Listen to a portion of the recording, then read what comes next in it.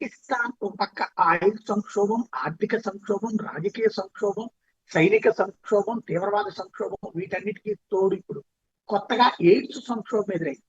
Acquire immuno deficiency syndrome అంటారు AIDS అనేది. HIV, human immuno virus, మానవ జీవితంలో తెల్ల రక్త కణాలు తగ్గిపోయి కేవలం చెడు రక్త కణాలు మాత్రం పెరిగిపోయి ప్రమాదకరమైనటువంటి పరిస్థితితో ప్రాణాలు కోల్పోయినటువంటి వ్యవహారం.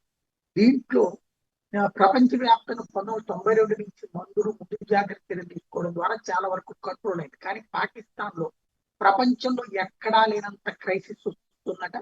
3,50,000 యాక్టివ్ కేసెస్ పాకిస్తాన్ లో ఐడెంటిఫై అయింది. 3,50,000 ఐడెంటిఫై అయినాయి. ఐడెంటిఫై కానీ ఎన్ని ఉన్నాయో తెలియదు. వీళ్ళు ఎంతమంది కట్టించారో తెలియదు.